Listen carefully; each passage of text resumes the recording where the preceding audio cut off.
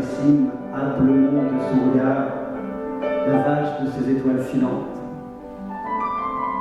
Combien elle est précieuse, la simple acceptation de ces prunelles qui inexorablement sont salées par ce qu'elles découvrent.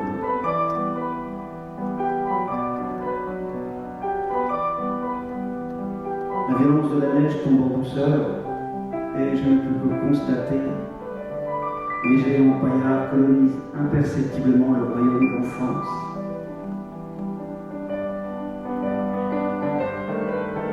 Ils font partie de ma vie, ils font ce que je suis, des bouts de parcours, des petites traces que chacun laisse chez l'autre. Ils sont mon histoire.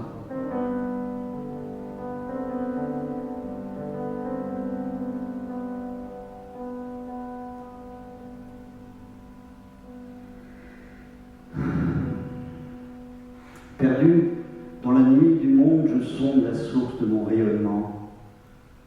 Je cherche cette flamme qu'on a étouffée, il n'y a pas de coupable. Je ne subis l'évidence de cette ambivalence d'être à la fois victime et bourreau, d'être balancé dans le jeudi de nos vies.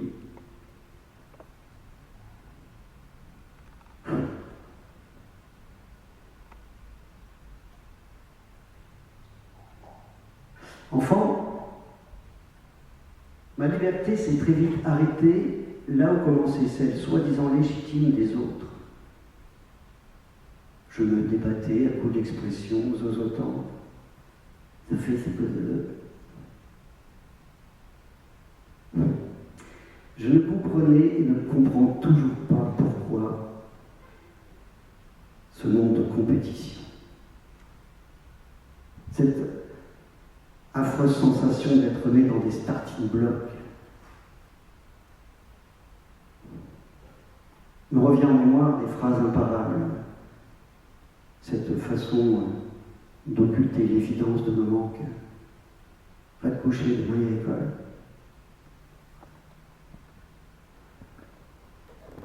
Quelqu'un avait réduit ma vie d'enfant aux résultats scolaires. Qu'est-ce que tu vas faire plus tard ? Acculé à donner le départ des compétitions de fierté parentale, les gamins sacralisés sous des étendards brandis pour sauver les rêves d'enfants de l'adulte, le poids de nos désillusions, cette lourde responsabilité dans laquelle on est enfermé, des petits yeux venus prolonger la vacuité de l'espèce humaine.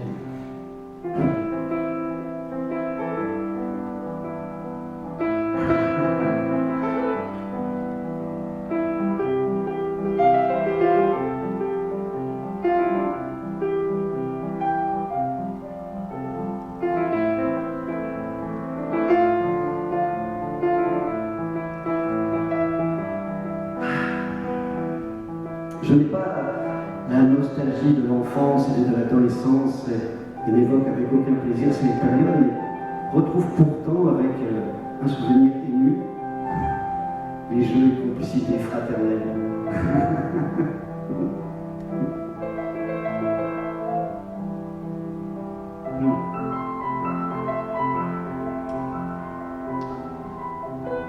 Mes sœurs étaient des références et je dois à mon petit frère le sentiment protecteur de la vie. 4 pouces, issus du même terreau, arrosés à la même éducation. Je retrouve chez eux des expressions de limite de nos géniteurs. Monsieur ne fait pas des chats.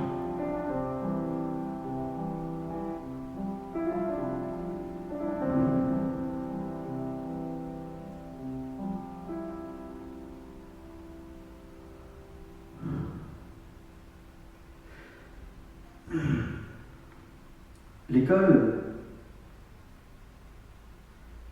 était le monde que je ne pouvais remettre en question. Je subissais ces injustices quotidiennes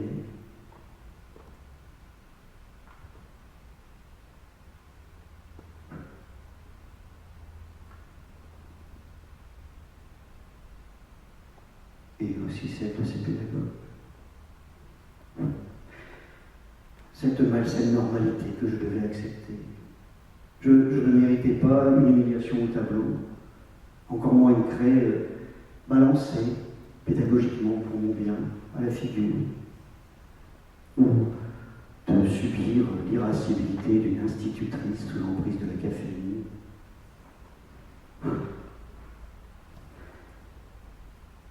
L'accumulation de ces tragédies de mon quotidien, des banalités de la vie, a été la prémonition du monde à venir. Un monde dont je ne peux épargner personne. Un monde qui ne me convient pas, mais que je continue à vivre.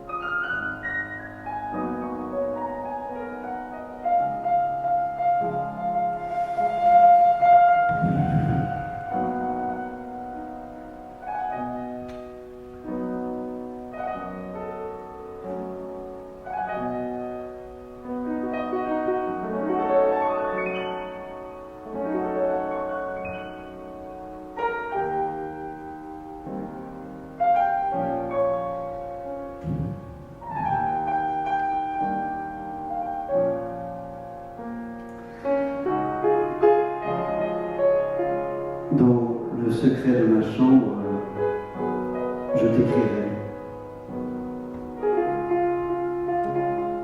Tu seras la confidente intime de mes pensées secrètes et grâce à toi, je me sens à nouveau en vie.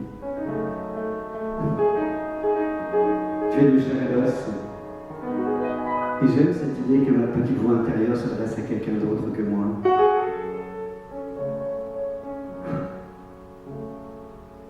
Je veux trouver l'inspiration dans la beauté de tes yeux. Bon, c'est peut-être purement égoïste, mais égoïsme et altruisme sont la même chose. Je veux pouvoir te montrer les plus beaux paysages, mais aussi les détails qui m'émeuvent. Je suis un ours et j'aime la solitude. Mais je veux pour une fois faire le pari de l'autre qui perturbe mon univers. Tu es belle. Et je prends plaisir des moments où je te contemple en photo ou de mémoire. Il y a sans doute une pointe de désir, mais tu es la seule dont je me surprends à m'émerveiller de constater comme une simple évidence. C'est une belle personne.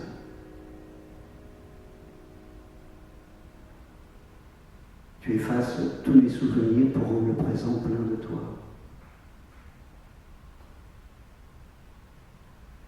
Comme tous les voyages que l'on revit en songe, je convoque ton image, mais voudrais aussi lire ou entendre quelques mots de toi qui m'atteindraient en passant dans le labyrinthe de mon cerveau et te faire exister au plus profond de moi.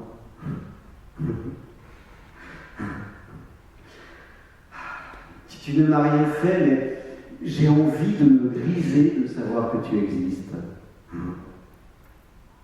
J'ai longtemps cultivé de douces mélancolies, mais ton absence aussi bien que le passé peut être chéri sans t'importuner. Tu nourris mes fantasmes que j'espère tu sauras contrarier. On ne va pas de l'avant et on cherche toujours à se définir face à la peur de notre fin. Mon imagination est libre. Tu es une histoire que j'ai décidé de m'inventer.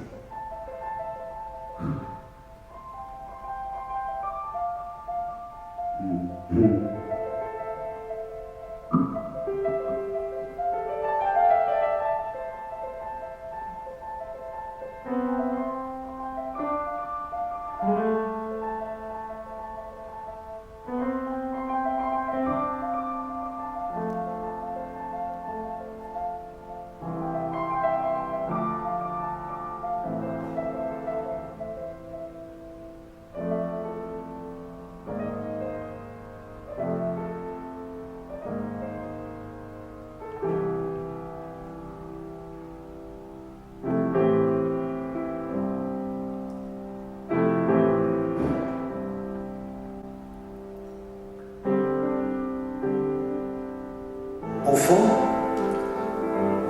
le vélo était mon moyen de transport et par là même gage de liberté.